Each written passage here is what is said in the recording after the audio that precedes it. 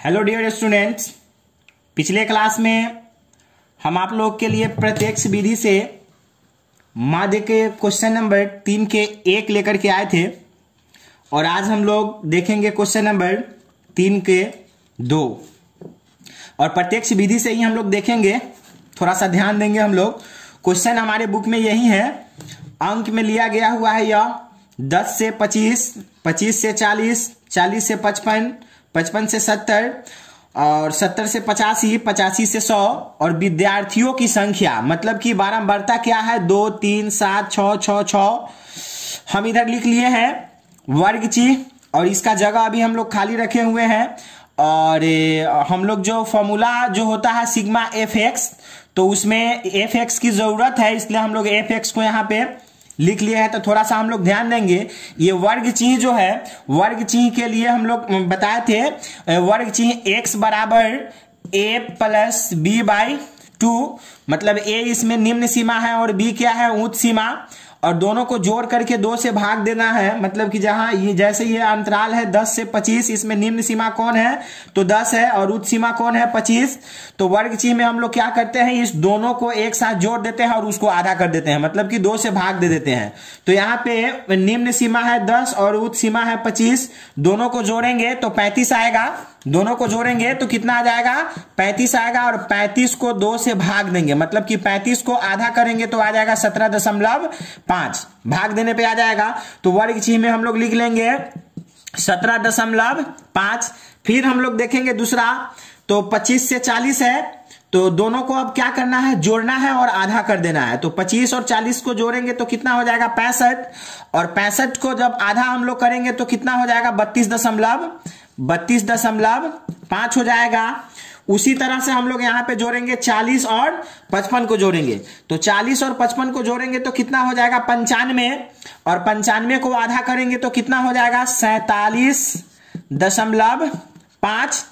अब फिर हम लोग जोड़ेंगे 70 को और 55 को, और 70 और 55 को जोड़ेंगे तो कितना हो जाएगा, ये हो जाएगा 125, और 125 को जब हम लोग आधा करेंगे, 125 को आधा करेंगे, 125 को आधा मतलब कि 2 से भाग देंगे तो 6 दूना 12, 2 दूना 4 दशमलव 5 दूना 10, यानी कि 62.5 आ जाएगा। ये हो गया आपका 62.5।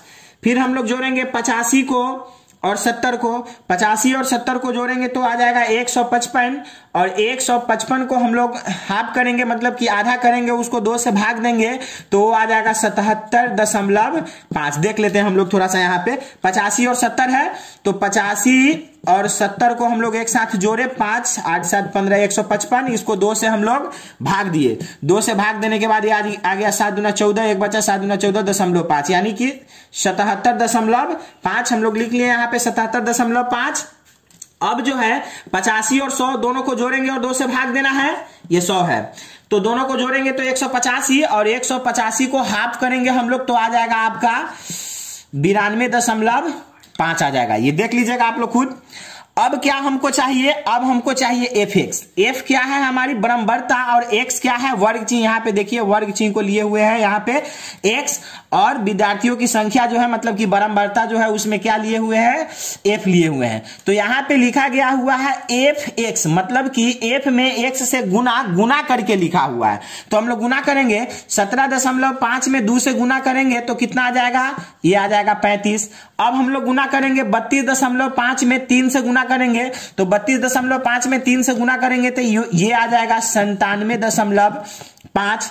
अब हम लोग गुना करेंगे 47.5 में हम लोग 7 से गुना करेंगे तो 47.5 में 7 से गुना करने के बाद आ जाएगा हम लोगों का 332.5। एक बार देख लीजिए गुना, ये कितना है 47.5 में 7 से गुना करना है, 7 पचे 35 के 5 बच गया, कैरी कितना 3, 7 49, 3 52, 52 का यहाँ पे हो गया 2, कैरी बचा 5, 7 चौका 28, 5 33, यानी कि 332.5 5। यहाँ पे हम लोग लिख लिए 332.5। अब हम लोग गुना करेंगे 62.5 में 6 से गुना करेंगे, तो 62.5 में 6 से गुना करेंगे तो हमारा आ जाएगा 375। आप लोग गुना करके देख लीजिएगा थोड़ा सा। और 77.5 में हम लोग 6 से गुना करेंगे तो आ जाएगा 465 हमारा आ जाएगा।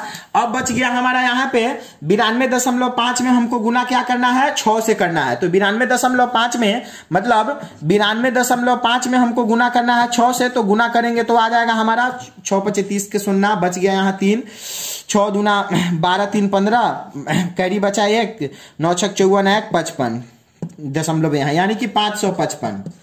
ये आ गया हमारा 555। अब हम लोग थोड़ा सा इस पे ध्यान देंगे।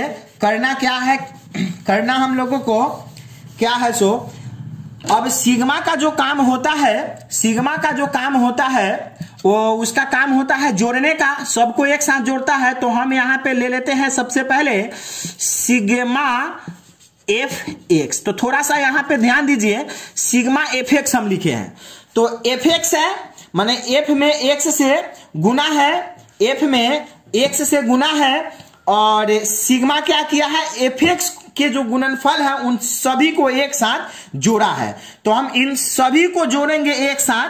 35 है, 97.5 है, 332.5 है, 375 है, 465 है और 555 है। इन सभी को एक साथ जोड़ेंगे तो हमारा आ जाएगा 1860। आप लोग खुद जोड़ करके थोड़ा सा देख लीजिएगा।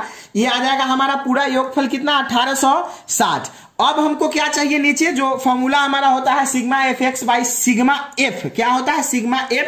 तो f कहां है हमारे प्रश्न में, यहां है। तो और सिग्मा का काम क्या है, f को जोड़ने का काम है। तो यहां पे हम लोग लिखेंगे सिग्मा f।